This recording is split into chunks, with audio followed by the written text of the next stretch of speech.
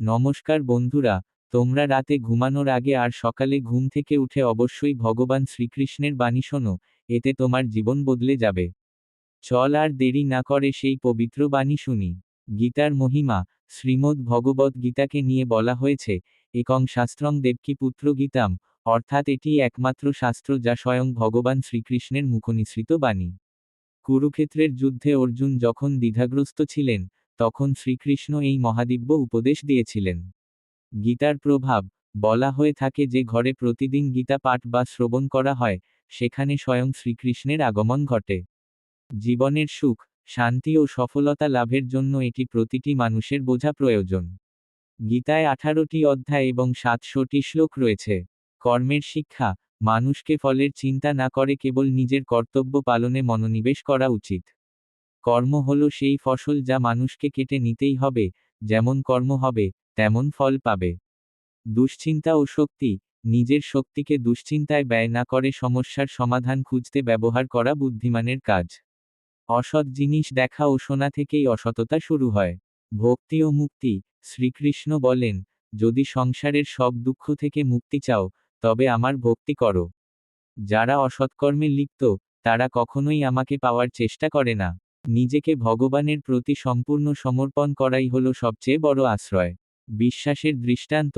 ভগবানের ওপর বিশ্বাস রাখো সেই শিশুর মতো, যাকে বাতাসে ছুড়ে দিলে সে হাসে, কারণ সে জানে তার বাবা তাকে পড়তে দেবে না।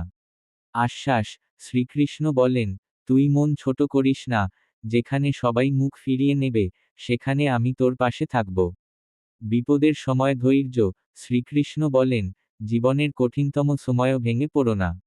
মনে রেখো, সূর্য ডুবলে যেমন অন্ধকার আসে, তেমনি ভোরের আলোও অনিবার্য। ধৈর্য ধরলে সময়ের সাথে সাথে সব সমস্যার সমাধান হবে। অহংকার ত্যাগ। মানুষের পতনের মূল কারণ হলো অহংকার।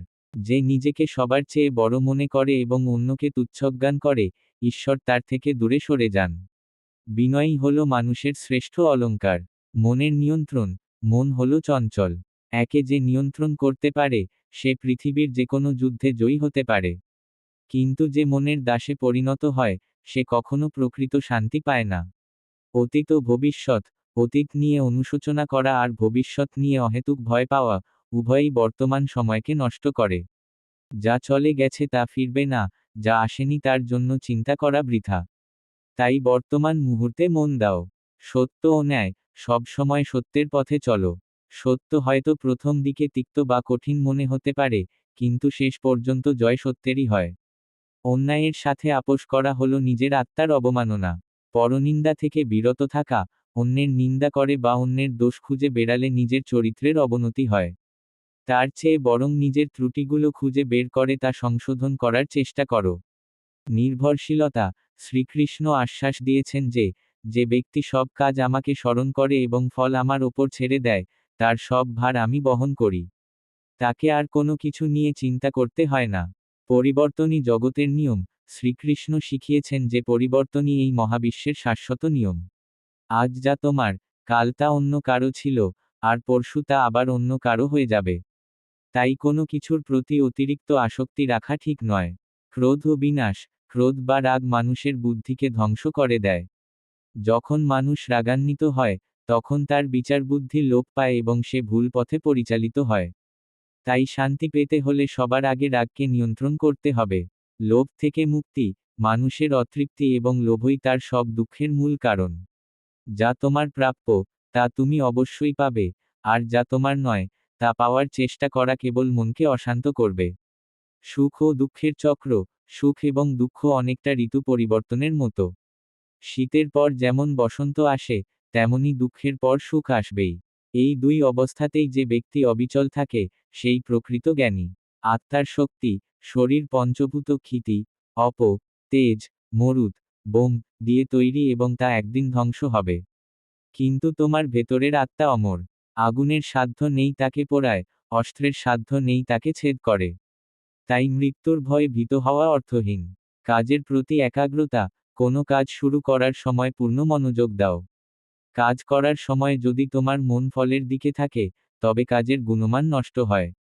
কাজকে পূজা হিসেবে গণ্য করলে সফলতা আপনিই আসে। শত্রু ও মিত্র। তোমার নিজের মনই তোমার সবচেয়ে বড় বন্ধু হতে পারে, আবার সবচেয়ে বড় শত্রুও হতে পারে। যে মনকে জয় করেছে, সে তার বন্ধু, যে মনের কাছে হেরে গেছে, সে তার নিজেরই শত্রু। ব্যবহারী পরিচয়। শ্রীকৃষ্ণ বলেছেন, একজন মানুষের শিক্ষা তার ডিগ্রিতে নয়, বরং তার ব্যবহারে প্রকাশ পায়। মানুষের সাথে নম্র ও মধুর ব্যবহার করাই হল শ্রেষ্ঠ ধর্ম। হিংসা ও দেশ ত্যাগ। অন্যের উন্নতি দেখে হিংসা করা নিজের আত্মার ক্ষতি করে। হিংসুক ব্যক্তি কখনো সুখী হতে পারে না। অন্যের সুখে আনন্দিত হওয়াই হল আধ্যাত্মিকতার লক্ষণ। দান ও সেবা। নিঃস্বার্থভাবে দান এবং আর্তের সেবা করা পরম পুণ্যের কাজ। কিন্তু সেই দান যদি অহংকার বশত করা হয়, তবে তার কোনো মূল্য থাকে না। অন্ধ বিশ্বাস বনাম জ্ঞান। বিচার বুদ্ধিহীন অন্ধ বিশ্বাস মানুষকে বিপথে নিয়ে যায়। সত্যকে জানার জন্য প্রশ্ন করা এবং জ্ঞানের সন্ধান করা প্রয়োজন। প্রকৃত জ্ঞানই মানুষকে অন্ধকার থেকে আলোতে নিয়ে আসে। সমতার দৃষ্টি।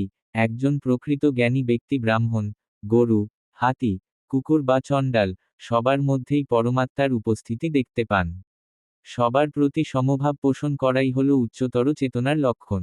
ইন্দ্রিয় সুখের অসারতা। পঞ্চেন্দ্রিয় চোখ, কান, নাক, জিভ, ত্বক থেকে পাওয়া সুখ ক্ষণস্থায়ী। এই সুখের পেছনে ছুটে চলা মানে মরীচিকার পেছনে ছোটা। প্রকৃত এবং চিরস্থায়ী সুখ কেবল নিজের ভেতরেই পাওয়া সম্ভব। নির্ভয়তা। শ্রীকৃষ্ণ বারবার বলেছেন, ভয় পেও না। মানুষ যখন সবকিছুর ঊর্ধ্বে ঈশ্বরকে স্থান দেয়, তখন তার মনে আর কোনো ভয় থাকে না। মৃত্যুভয় ত্যাগ করাই হল বীরের ধর্ম। আবেগ ও বিবেকের ভারসাম্য। শ্রীকৃষ্ণ শিখিয়েছেন যে আবেগ দিয়ে নয়, বিবেক দিয়ে জীবন পরিচালনা করা উচিত।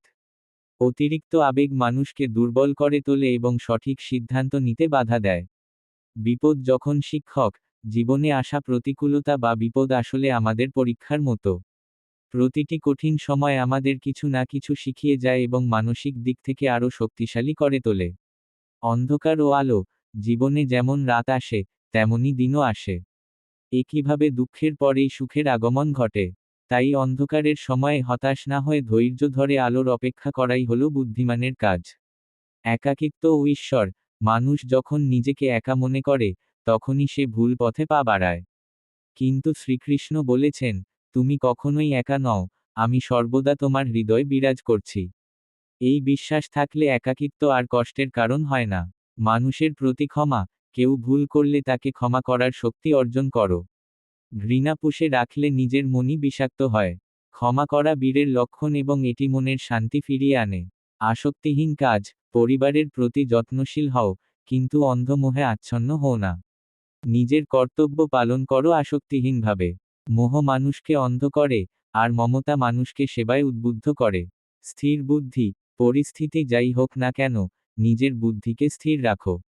সমুদ্রের মতো হও, যেখানে শত নদী এসে মিশলেও সমুদ্রের শান্ততা নষ্ট হয় না। বাইরের কোলাহল যেন তোমার ভেতরের শান্তি কেড়ে নিতে না পারে। তিনটি গুণ সত্য, রজ ও তম।